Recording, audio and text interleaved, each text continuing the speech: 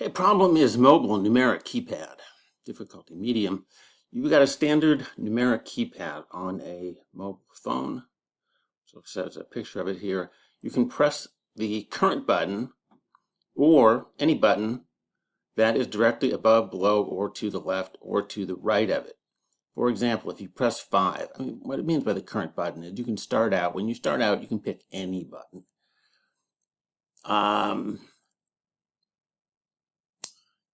You can start with any button except the asterisk and the pound key, and press it. And then after that, that becomes the current button. You can then press any button to the above, below, to the left, or to the right, or you can press the current button again.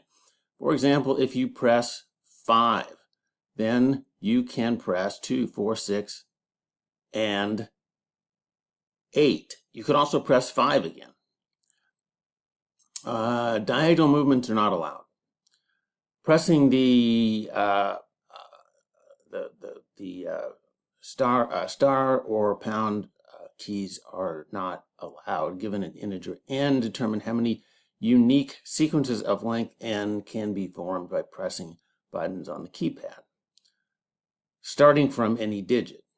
Okay. N is going to be somewhere between 1 and 15.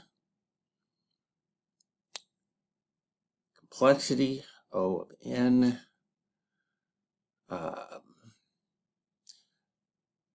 Yeah, it's O of n, but I mean, there's going to be a constant factor as well. So, companies, Flipkart.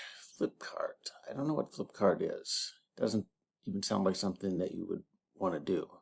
Microsoft, MAQ software, Sprinkler. I've heard of Microsoft. Topic tags. It's got to be dynamic programming. Okay. Here's the examples. For n equals 1, well, you can pick any digit from 0 to 9 and press it. So that's 10. For n equals 2. All right, so now we're kind of getting into how we would solve something like this with dynamic programming. So we'll set up a dynamic programming table. The rows are going to represent, let me think how we want to do this. The rows will represent digits. So we'll have 10 rows from 0 to 9. We will have across the top, that is going to represent K. So we'll have, I'm sorry, did I say K? They said a digit K? Oh, no, N. The integer is N. I don't know. There's so many in a row that had K. N. Across the top, it's going to be N. All right. We're going to start n at 0 for the sake of convenience. We will make n plus 1 columns so that n corresponds to the numbers on the keypad. Even though we really don't need, the 0 column, but okay. So let's say we want to initialize this table. So n for column 0, just fill it with zeros. We're not going to use it anyway because there is no case where n equals 0. We've already got, that n is going to be at least 1. All right, now if n is 1, column 1, just fill it with 1s, because if n is 1, there's only one way to, there's only one thing you can do with each digit, and that is to press it once. So we've got a column of 1s. That's this one here. Now, it gets interesting when n is greater than 1. Okay, n equals 2. Now we can build up this dynamic programming table column by column. The way we do that is, let's say we start at column 0. All right. We're going to look at every possible valid key that we can get to from 0. And the keys that we can get to from 0 are 0 and 8. All right. Now, that's one move. And from there, we can make n minus 1 moves. And we already know what n minus 1 is for all these numbers. We're now on 2. So n minus 1 for 2 is 1. So we look in column 1. They're all 1s. So this is pretty simple. From 0, we would say, okay, we can get to 0, and that's 1. So we'll add that to our total. We can also get to 8. So we'll add that to our total. And we find out that from 0, we have 2 possible moves. Now from 1, we can stay on 1, and n minus 1 is 1. We can get to 2, and again, n minus 1 is 1. We can get to 4, n minus 1 is 1. Add them all up, we got 3 moves. All right. One quick example here. If we went to n equals 3, okay, and we'll just do one row here as an example, 0. All right. So we would go to the n minus 1 column for 0, which would be 2. So we would find out, well, there's two what do I want to call this? There are 2, let's see. Yeah, okay, there are 2 combinations from 0. Then we would go to 8 and say, well, what's n minus 1 for 8? What is n minus 1 for 8? I mean, 2 moves from 8, you could do 8, you could do 7, you could do 5, you could do 9, you could do 0. So actually 8 would be 5. So for if n were 3 and you started at 0, you've got 7 possible combinations. What are they? They are 0, 0, 0, 0, 0, 8. That's 2. Then you could do 0, 8, 8, 0, 8, 5, 0, 8, 9, 0, 8, 0, 0, 8, 7.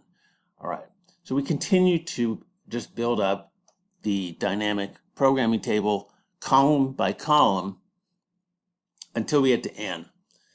All right, and then we do that again for the other numbers, for 1, for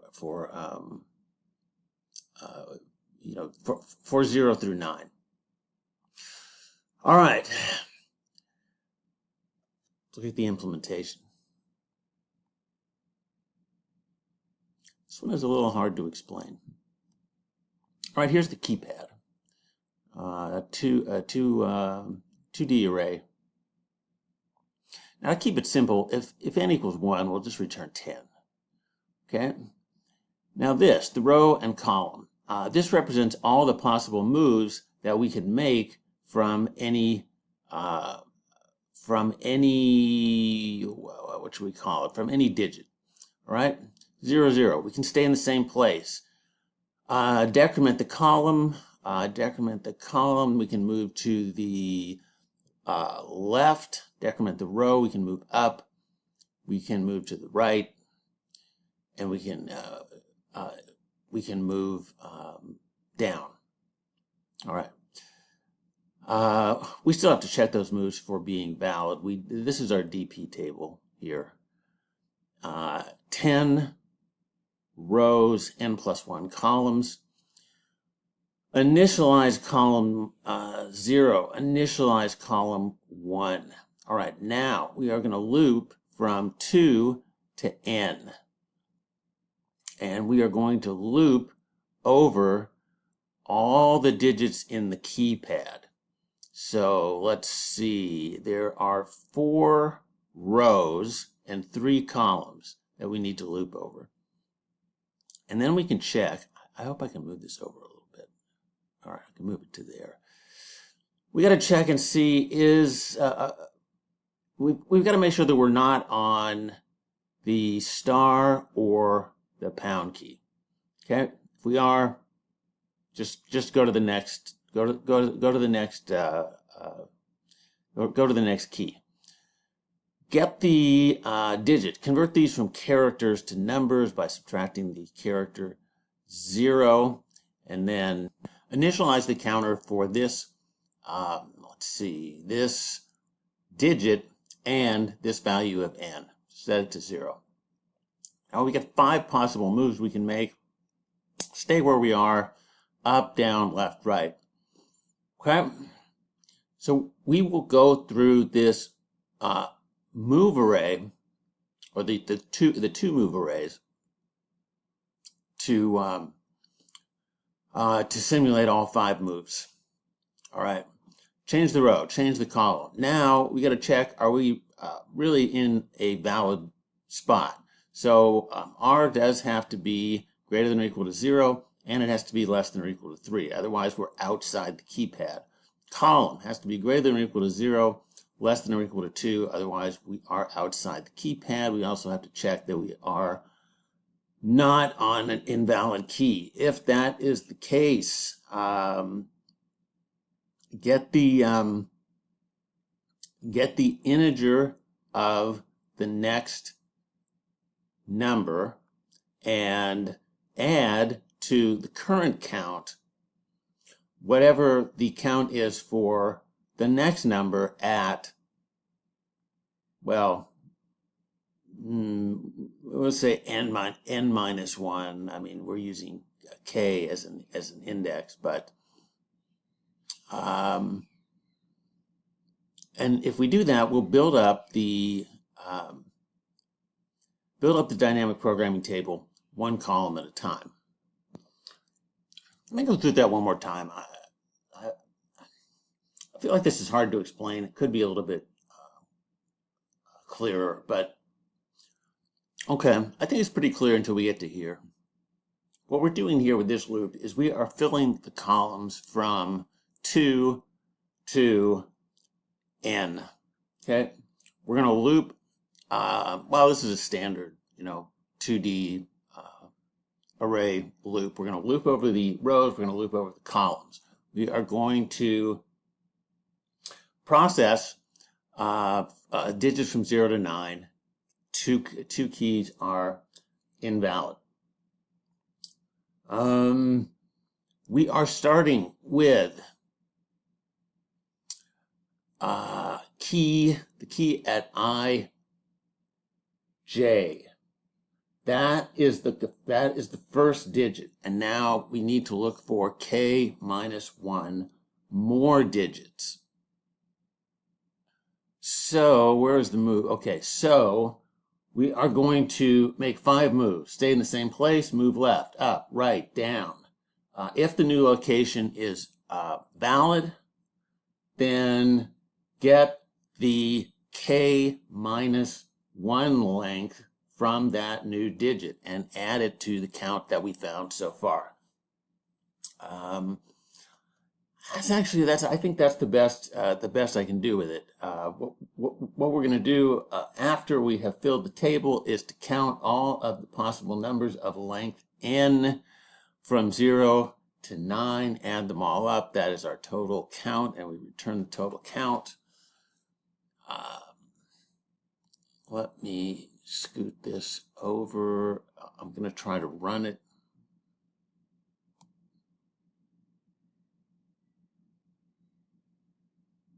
Oh, well, that was fast. Well, I guess it's fast because you can only go from 0 to 15, but okay. And I think there's probably enough time to kind of ponder the code. If anything was unclear, send me a comment. I'll try to clarify it. But thanks for watching. Like the video, subscribe. You'll get Problem of the Day in your inbox every day, every weekday. And see you next time.